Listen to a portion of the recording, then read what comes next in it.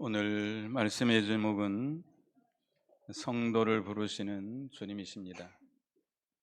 예수님께서 찾아오셔서 우리를 부르시고 계십니다. 우리 예수님은 우리가 심히 부족하지만 허물이 많고 비천한 자들이지만 주님의 흘리신 보혈로 우리를 씻어서 정결케 하시고 진정으로 사랑해 주시는 주님이십니다. 여러분을 사랑하는 사람이 있습니까? 혹시 사람들은 여러분을 혹시 사랑하지 않을지 몰라도 누가 여러분을 사랑해요? 우리 예수님께서 우리를 천하보다도 귀히 여기시며 눈동자보다도 아끼시며 우리를 사랑하십니다. 우리가 비록 참 하나님 앞에 너무나도 부족하지요. 그렇지만 우리 주님은 우리의 믿음을 보시고 우리를 어여쁘게 아름답게 보아주시면서 이 시간에도 우리에게 찾아오셔서 우리를 부르시고 계십니다.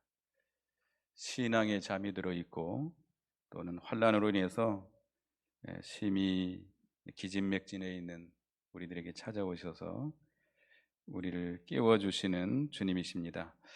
그래서 우리 주님께서 우리를 이렇게 부르시고 계시는데 우리 주님이 어떻게 우리를 부르시는가? 첫째는 일어나서 함께 가자고 하십니다. 우리 10절을 같이 읽어보겠습니다. 본문 10절 같이 읽어보겠습니다. 시작. 나의 사랑하는 자가 내게 말하여 이르기를 나의 사랑 내 어여쁜 자야 일어나서 함께 가자. 나의 사랑하는 자. 그러니까 이제 이 아가서는 세 인물이 나오죠. 첫째는 솔로몬 왕으로 나옵니다. 그 다음에 술람미 여인, 그다음에 예루살렘 여자. 이제 이 아가서를 어떤 이성적인 사랑으로 해석해서는 절대 안 됩니다. 이 솔로몬 왕은 예수님을 상징하고 술람미 여인은 신령한 성도를 상징합니다. 그리고 예루살렘 여자들은 육에 속한 신자들을 가리킵니다. 그래서 여기 2장 10절에서부터 마지막 절까지는 술람미 여인의 말이라고 볼 수 있겠습니다. 근데 우리 나의 사랑하는 자 예수님이시죠. 예수님이 찾아와서 내게 말하기를 나의 사랑 나의 어여쁜 자야 일어나서 함께 가자라고 부르십니다. 그리고 여기 13절 하반절에도 똑같이 말씀했죠. 나의 사랑 나의 어여쁜 자야 일어나서 함께 가자라고 말씀하고 있습니다. 술람미 여자에게 찾아오셔서 말씀하시는데 우리가 심령이 잠들 수가 있습니다. 우리는 예수 믿는 성도라 할지라도 육신이 있기 때문에 우리에게 육신의 정욕이 있습니다. 육신의 부패성이 있습니다. 그래서 우리가 가만히 있으면 이 육신의 소욕이 우리에게 역사해서 우리를 육신 중심으로 살도록 이렇게 이끌어갑니다. 육신이 좋아하는 것, 육신이 바라는 것, 육신이 기뻐하는 것, 이걸 따라 행하게 만들어요. 우리 육신 중심으로 살게 되면 우리 심령이 잠들 수밖에 없습니다. 심령이 잠들게 돼요. 또 우리가 세상은 끊임없이 우리를 미혹합니다. 세상에 있는 친구들이나 사람들이나 일들이 우리를 끊임없이 미혹해서 우리로 하여금 신앙에 잠이 들게 만들죠. 그런 우리에게 주님이 찾아오셔서 우리를 부르시고 계십니다. 로마서 13장 11절에 보면 또한 너희가 시기를 알거니와 자다가 깰 때가 벌써 되었으니 이는 이제 우리의 구원이 처음 믿을 때보다 가까웠음이라. 지금이 어떤 때입니까? 자다가 깰 때가 됐다. 자다가 깰 때가 됐다. 계속 잠자고 있으면 안 된다는 거예요. 그 부모들이 아이들 깨울 때 요즘 아이들이 늦게까지 공부한다든지 늦게까지 뭐 게임을 한다든지 그래서 아침에 잘 못 일어납니다. 그래서 아침에 깨워서 빨리 학교를 보내야 되는데 잘 못 일어나요. 여러 번 가서 깨우죠. 그와 같이 우리 주님도 우리가 신앙에 잠이 들어서 깊이 잠들어져 있는 우리에게 지금 우리를 깨우고 있습니다. 깨어 일어나야 돼요. 육신의 잠에서 육신을 따라서 육신의 소욕대로 살던 것을 이제 버리고 우리 중생한 영이 깨어 일어나서 성령의 감동을 따라서 주님을 따라서 살아가야 되겠습니다. 그래서 이 아가서 5장 2절에 보면 우리에게 찾아오셔서 마음의 문을 두드린다. 일어나라고 마음의 문을 두드리십니다. 그래서 우리 심령에 감동을 주시고 가책을 주시고 또 이렇게 말씀을 통해서 설교를 통해서 말씀을 읽을 때 우리에게 그 말씀으로 책망을 하시고 권면을 하시고 우리를 깨어 일어나라고 우리에게 역사하시는 주님이십니다. 그래서 우리가 깨어나야 돼요. 자기 고집대로 나가는 완고한 문을 열어버려야 됩니다. 자기 지혜와 지식으로 닫아놓은 문, 또 욕심으로 기울어져서 단단히 닫혀져 있는 이 마음의 문을 열고 일어나서 주님의 말씀을 듣고 주님을 따라가야 되겠습니다. 지금이 어느 때냐? 11절, 12절 읽어보겠습니다. 11절, 12절, 본문 11절, 12절 시작. 겨울도 지나고 비도 그쳤고 지면에는 꽃이 피고 새가 노래할 때가 이르렀는데 비둘기의 소리가 우리 땅에 들리는구나. 겨울도 그쳤고 비도 그쳤고 지면에는 꽃이 피고 새가 노래하고 비둘기 소리가 우리 땅에 들리는 그런 시절이 됐다는 것이죠.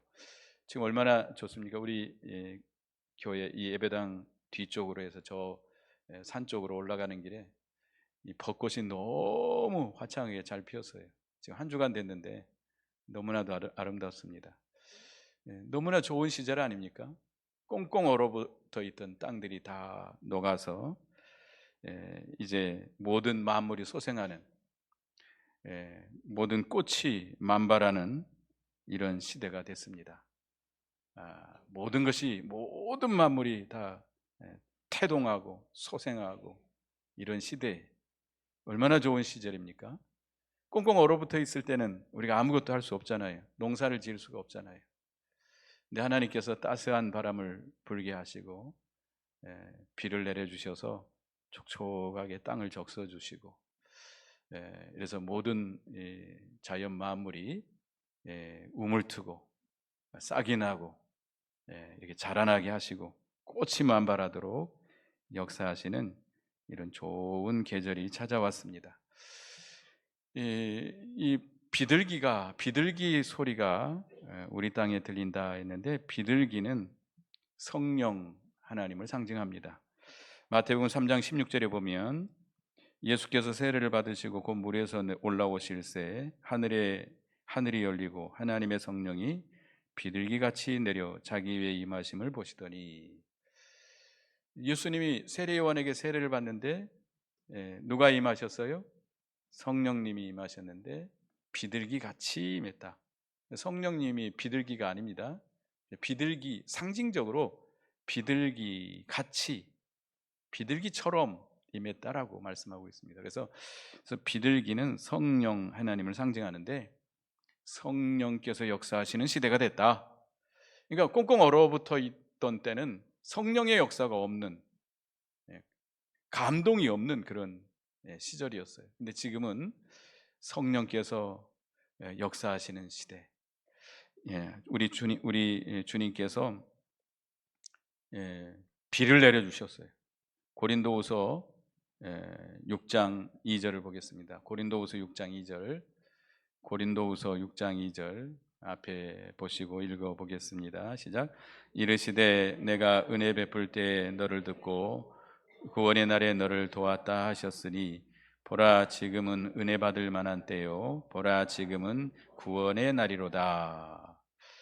우리 주님께서 은혜를 베푸시는 때, 구원하시는 때, 은혜를 베풀 때 너를 듣고 너에게 듣고 구원의 날에 너를 도왔도다. 지금이 은혜 받을 만한 때고 보라 지금이 구원의 날이로다. 하나님께서 이렇게 성령으로 역사하셔서 우리에게 단비를 내려주셨습니다. 비는 은혜를 가리켜요. 은혜의 단비를 내려서 우리의 심령을 촉촉이 적셔주시고 또 우리에게 이 성령으로 말미암아 따뜻하게 우리 얼어붙어 있는 심령을 녹여주시고 이제 주님이 이렇게 은혜를 베풀어 주시고 구원을 베풀어 주시는 이때에 우리가 일어나서 주님이 가자고 하실 때 주님의 부름을 받고 주님과 함께 주님을 따라서 주님과 함께 심고 믿음의 열매를 거두는 우리가 되어야 되겠습니다. 여기 갈라디아서 6장 8절에도 보면 갈라디아서 6장 8절에 6장 8절을 보겠습니다. 시작. 자기의 육체를 위하여 심는 자는 육체로부터 썩어질 것을 거두고 성령을 위하여 심는 자는 성령으로부터 영생을 거두리라. 우리가 육신에 속해서 육신에 좋아하는 대로 육신이 원하는 대로 육신이 바라는 대로 하는 것은 썩어질 것이에요. 썩어질 거예요. 세상에 빠져서 세상의 쾌락을 쫓아서 세상을 따라가는 것도 썩어질 것들입니다. 다 썩어질 것이에요. 근데 우리는 이제 그거 다 이제 버리고 육체를 따라서 심고 썩어질 걸 거두지 말고 성령을 위하여 심어서 성령으로 말미암아 영생을 거두는 우리가 되어야 되겠습니다. 하나님께서 지금 은혜를 베풀어 주고 계시는데 지금 얼마나 좋은 때입니까? 여기 무화과 나무가 푸른 열매가 익었다 그랬는데 무화과 나무는 유대 나라를 상징합니다. 유대 나라. 예레미야 24장 5절에 보면 유다 포로를 이 좋은 무화과 같이 잘 돌볼 것이니라. 이 무화과 나무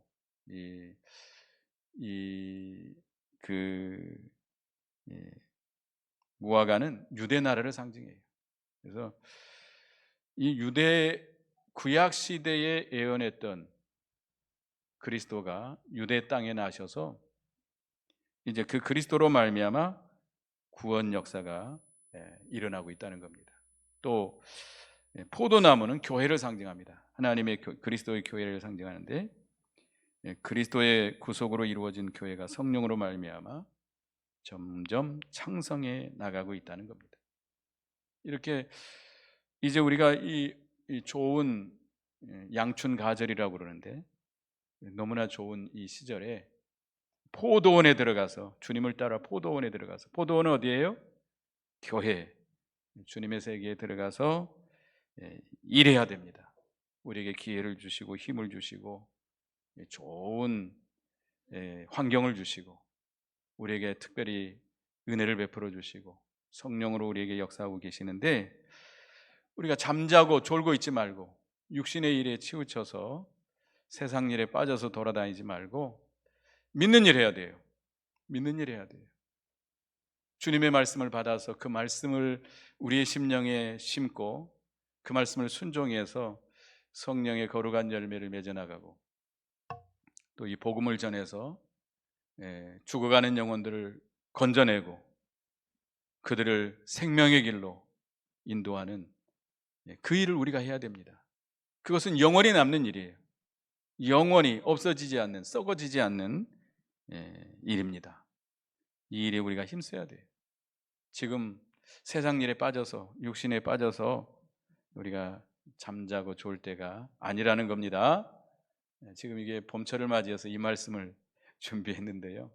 너무나 좋은 시절 아닙니까? 춥지도 않고 덥지도 않고 꽃이 만발하고 모든 것이 다 소생하는 이런 시절, 하나님께서 이렇게 성령으로 역사하셔서 우리의 심령에 이렇게 은혜를 베풀어 주시고 구원의 역사를 이루고 계시는데 힘써서 우리가 믿는 일을 해야 됩니다. 일하는 자에게 하나님이 역사해 주십니다. 일하지 않는 자에게는 하나님이 안 도와주세요. 역사해 주지 않습니다. 우리가 농부들이 뭐 환경 탓하고 뭐 비가 안 온다 그러고 바람 분다고 춥다 그러고 농사 안 지면 씨를 뿌리지 않으면 날까요, 안 날까요? 안 나요. 거둘 것이 없어요. 그래도 심어야 돼요. 씨를 울면서라도 씨를 뿌려야 돼요. 뿌려야 그래야 하나님께서 그 씨에서 나 새싹이 나게 하고 자라게 하고 열매 맺게 하시는 거 아닙니까? 뭐 여러 가지 핑계를 대고 뭐 환경이 안 좋다, 뭐 바람이 분다, 환란이 온다, 뭐 코로나가 왔다, 뭐 믿는 일 하기가 너무 힘들다, 피곤하다, 바쁘다 이런 핑계 대고 믿는 일 안 하면 하나님이 안 도와주세요.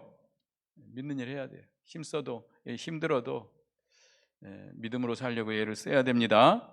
여기 바위 틈 낭떠러지 나오는데요. 14절에 보면 바위 틈 낭떠러지 은밀한 곳에 있는 나의 비둘기야, 내가 내 얼굴을 보게 하라, 내 소리를 듣게 하라. 내 소리는 부드럽고 내 얼굴은 아름답구나. 바위 틈 낭떠러지에 있는 나의 비둘기. 바위 틈 낭떠러지에 왜 갈까요? 피난해서 숨어 있는 걸까요?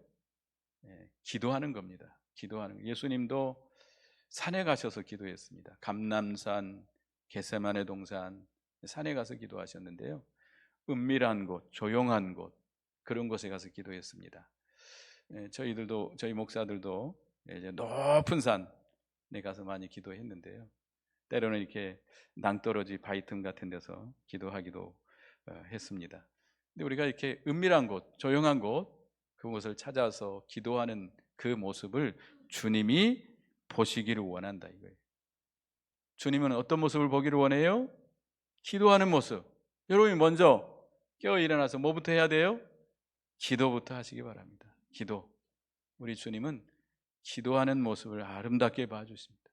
또 기도하는 음성을 아주 아름답게 부드럽게 그 소리를 들어주십니다. 그래서 우리가 뭐 믿는 일이라고 하는 것, 영원한 일이라고, 영생의 일이라고 하는 것이 우리의 힘으로 안 되잖아요. 우리의 힘으로 안 됩니다. 누구의 도우심을 받아야 됩니까? 우리 주님의 도우심, 성부, 성자, 성령 하나님의 도우심을 힘입어야 되는데, 그러려면 우리가 뭐 해야 돼요? 구해야 돼요. 기도해야 돼요. 기도하는 일부터 하시기 바라겠습니다. 바위 틈, 낭떠러지, 은밀한 곳에 가셔서 기도에 힘쓰시기 바랍니다. 물론 우리가 방에 이불 밑에 앉아서 기도할 수 있습니다만은, 그런 안일한 가운데 있지 말고 일어나서 예배당에 나와서 기도하고, 또 산에 가서 기도할 수 있으면 산에 가서 기도하고, 우리가 기도하기를 힘써야 됩니다. 주님은 그것을 원하시고 바라십니다. 그 다음에 두 번째는 여우를 잡으라고 말씀하십니다. 15절 읽어보겠습니다. 오늘 15절 시작. 우리를 위하여 여우 곧 포도원을 허는 작은 여우를 잡으라. 우리의 포도원에 꽃이 피었습니다. 포도원에 꽃이 피었는데 여우 새끼가 들어와서 설치고 다니면 어떻게 되죠? 꽃이 떨어져서 열매를 맺을 수가 없습니다. 이 농사를 망치게 됩니다. 우리나라에는 뭐 여우가 그렇게 많지는 않은데 아마 이 팔레스타인 지역에는 여우들이 많은가 봐요. 이 포도원에 울타리를 치든지 작은 여우가 들어왔으면 잡아서 쫓아내야 됩니다. 이 작은 여우라고 하는 거 보니까 잡기 쉬운 거예요. 아직은 잡기 쉬운 거예요. 이 작은 여우를 잡아서 쫓아내든지 죽이든지, 그래서 작은 여우가 이 포도나무를 해치지 못하도록 그렇게 하라는 겁니다. 근데 이 작은 여우가 뭘까? 먼저 우리 마음 속에 들어오는 작은 여우부터 잡아야 돼. 남들에게 있는, 눈 속에 있는 티를 보고 그걸 빼라고 하지 말고, 누구 속에 있는 작은 여우를 잡아야 돼요? 내 속에 있는 작은 여우. 내 속에 있는 작은 여우를 잡아야 돼. 작은 여우 있을 때는 잡을 수 있습니다. 작은 여우가 뭐냐? 욕심이에요, 욕심. 우리가 시험에 드는 것은 욕심에 미혹되어서, 욕심에 미혹되기 때문이라고 그랬습니다. 그래서 야고보서 1장 15절에 보면 욕심이 잉태한즉 죄를 낳고 죄가 장성한즉 사망을 낳느니라. 그러니까 왜 우리가 죄를 지어요? 욕심을 따라가기 때문에. 물론 살아있는 사람이 욕심이 없는 사람이 어디 있겠습니까마는, 욕심이 우리 마음에 자리 잡고 욕심에 우리가 사로잡히게 되면 욕심을 끌려서 따라가서 결국은 죄를 짓고 맙니다. 죄를 회개하지 않냐고 놓아두면 죄가 점점 자라나서 죄의 종이 되어서 결국은 우리를 멸망케 하는 겁니다. 그래서 이 욕심을 우리가 버려야 돼요. 우리가 이 작은 여우가 뭐예요? 첫째, 욕심이. 두 번째는 혈기입니다. 살아있는 사람이 혈기 없는 사람 아무도 없습니다. 저에게는 혈기가 있을까요? 없을까요? 없을까요? 살아있는 모든 사람에게는 다 성질이 있어요. 성질이 있어서 건들면 나오게 돼 있습니다. 그래서 이 야고보서 1장 20절에 보면 사람의 성내는 것이 하나님의 의를 이루지 못한다. 내 혈기를 쫓아내야 되겠고, 그다음에 뒤돌아보는 것. 누가복음 9장 62절에 보면 손에 쟁기를 잡고 뒤를 돌아보는 자는 하나님 나라에 합당하지 아니하니라. 이스라엘 백성들을 하나님께서 애굽에서 망할 수밖에 없는데 건져내셨어요. 건져내서 적과 꿀이 흐르는 가나안 땅을 향해서 광야길을 걷게 합니다. 근데 조금만 어려울 때마다 이스라엘 백성들이 어디를 돌아봐요? 애굽을 돌아다봐요. 애굽에서 살 때는 좋았었는데, 애굽에서 살 때는 고기도 마음대로 먹었었는데, 마늘도 먹고 파도 먹고 부추도 먹었는데 이 광야에는 아무것도 없구나. 광야에서는 뭐밖에 못 먹어요? 만나밖에 못 먹어요. 만나밖에. 맨날 조금만 어려움이 오면 애굽을 바라보고 뒤돌아보면서 원망하고 불평했어요. 그러다 망하게 된 거예요. 그러니까 이게 우리 사람들은 다 그런 거, 이 부패성이 있어가지고 자꾸 과거를 돌아다봐요. 과거. 옛날에는 내가 이렇게 안 살았는데. 시집 왔으면 그 전에 것은 다 어떻게 해야 돼요? 다 잊어야 돼요. 부모한테 사랑받던 거, 처녀 때 아름답던 거, 이쁘던 거, 그런 거 다 잊어버려야 돼요. 근데 자꾸 시집 와가지고 처녀 때는 좋았었는데, 우리 친정에 살 때는 좋았었는데, 그래서 하면 안 돼요. 우리 예수 믿는 사람들은 어디만 바라봐야 돼요? 앞만 바라봐야 돼요. 우리 패트 대신 예수 그리스도만 바라보고 적과 거리는 가나안 땅만 바라보고 가야 돼요. 아무리 힘들고 어려워도 자꾸 뒤돌아보면 안 돼요. 뒤돌아보는 거 회개해야 됩니다. 그 다음에 이간질 시키는 것, 이거 작은 여우입니다. 잠언 6장 19절에 보면 하나님께서 미워하시는 것, 그 마음에 싫어하는 것, 17가지가 있다고 그랬는데 그 마지막이 뭐냐? 형제 사이를 이간하는 자다 그랬어요. 형제 사이를 이간하는 거, 이거 마귀가 하는 역사입니다. 마귀는 이 거짓으로 참소해가지고 이간질시켜요. 하나님과 우리 사이를 이간질시키고, 최초의 죄가 누구를 통해서 들어왔죠? 우리 인간의 최초의 죄가 하와를 통해서 들어왔죠. 하나님과 하와 사이를 이간질시키는 자가 누구예요? 마귀예요. 마귀는 이간질시키는 걸 합니다. 우리가 그 마귀 종이 되면 이간질시켜요. 형제와 형제 사이를 이간질시키는 게 악한 죄입니다. 작은 여우인데 회개하고 잡아내야 돼요. 그 다음에 이단이나 악한 사상들, 잘못된 교훈들이죠.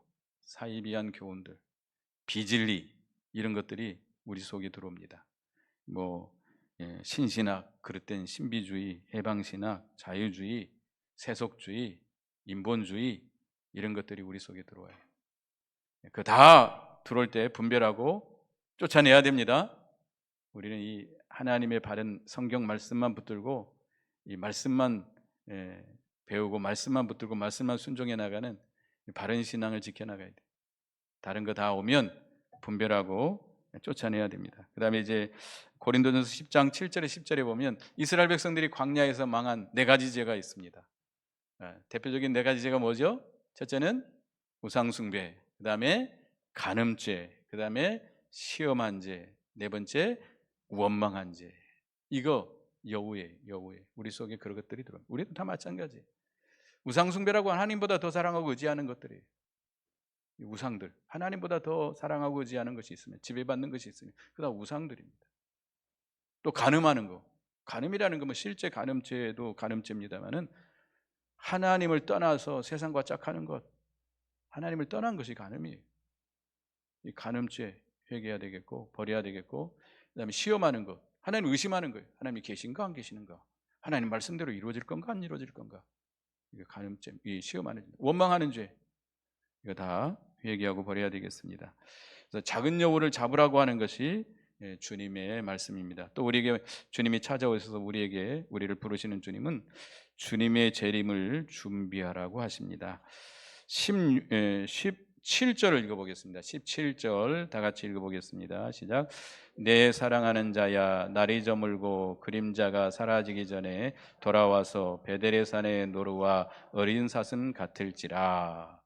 내 사랑하는 자야, 술람 여자가 하는 말인데요, 날이 기울었다, 날이 저물었다, 해가 이제 서산으로 넘어가고 있다는 거예요. 얼마 안 남았다는 거예요. 때가 얼마 안 남았다는 거예요. 날이 얼마 안 남았다는 거예요. 그림자가 간다. 이제 환란이 닥쳐온다는 겁니다. 개인적으로, 우리 각자 개인적으로도 이제 종말이 오고 있습니다. 얼마 남지 않은 것을 우리가 볼 수 있죠. 또 시대적으로도 세상 끝이 다가오고 있습니다. 여러분 어떻게 생각합니까? 세상은 아직 살만하다고 생각합니까? 우리는 여러분 죄악상을 봐야 됩니다. 노아 시대와 같이, 소돔 고모라의 시대와 같이 지금 죄악이 세상에 꽉꽉꽉꽉 들어차서 더 이상 찰 수 없는 그런 시대가 됐어요. 얼마나 세상이 악하고 얼마나 음란하고, 이제는 죄를 지면서도 아주 당당하게 담대하게 짓는 그런 시대가 돼버렸어요. 이제 하나님의 진노가 쏟아져 내려올 수밖에 없는 그런 시대가 되어가고 있습니다. 우리는 깨달아야 돼요. 이 시대를 분별할 줄 알아야 되겠습니다. 이제 주님이 말씀하신 모든 말세의 징조가 다 이루어져 가고 있어요. 이 죄악상을 보면, 노아 시대와 같이 소돔 고모라 시대와 같은 이런 시대를 보면 주님이 오실 날이 다 오고 있습니다. 얼마 남지 않았습니다. 개인적으로도 우리가 얼마 남지 않다는 것을 우리가 알고, 또 시대적으로도 얼마 남지 않은 것을 알고, 우리 이제 작별할 걸 작별해야 돼요. 베데르라고 하는 것은 이별이라는 뜻입니다. 날이 저물고 그림자가 지나가면 이 산에서 뛰놀던 어린 사슴과 또 이 뭡니까, 이 노루들은 자기 처소로 들어가야 될 거 아니에요. 자기 굴로, 자기 어미가 있는 곳으로 들어가게 됩니다. 이제는 친구들 다 작별해야 돼요. 세상 거 다 작별해야 돼요. 그와 같이 지금이 작별할 때입니다. 세상의 것과 작별해야 돼요. 아브라함이 하나님이 약속하신 가나안 땅으로 가려면 뭘 떠나야 돼요? 본토와 본토와 친척과 아비 집을 떠나야 돼요. 룻이 자기 시어머니 나오미를 따라서 이제 따라오게 됩니다. 그는 나오미를 통해서 하나님을 배웠고, 이제 하나님의 나라에 대해서 배웠습니다. 하나님을 섬기는 걸 배웠습니다. 그 모압 땅에 머물게 되면 그는 우상 섬기다가 망할 수밖에 없어요. 이제는 자기 시어머니를 따라서 이제 유대 땅으로 가야 됩니다. 그곳에 가야 하나님을 섬기게 되고 그 영이 살 수 있어요. 그러려면 누구와 작별해야 돼요? 부모와 형제와 친구와 고향과 고국과 다 작별하고 이제 가야 돼요. 그래야 갈 수 있어요. 여러분들이 마지막 때에 주님을 따라서 주님이 오실 것을 간절히 고대하고 주님의 재림을 준비해야 되는데, 그러려면 작별할 걸 작별해야 됩니다. 세상의 것을 작별해야 돼요. 떠나야 될 걸 떠나야 돼요. 떠나서 주님을 따라서 이제 우리가 믿음으로 재림을 준비해야 됩니다. 요한계시록 22장 20절에 한번 보겠습니다. 요한계시록 22장 20절 보겠습니다. 요한계시록 22장 20절 한번 읽어보겠습니다. 시작. 이것들을 증언하신 이가 이르시되 내가 진실로 속히 오리라 하시거늘 아멘. 주 예수여 오시옵소서. 이것들을 증언하신 이가 누구예요? 예수님이시죠. 예수 그리스도께서 말씀하십니다. 내가 진실로 속히 오리라. 내가 진짜로 속히 오겠다. 그러니까 사도 요한이 뭐라고 그랬어요? 아멘. 주 예수여 오시옵소서. 여러분 다 같이 해보기 바랍니다. 아멘 주 예수여 오시옵소서. 아멘 주 예수여 오시옵소서. 할 수 있겠습니까? 조금만 더 조금만.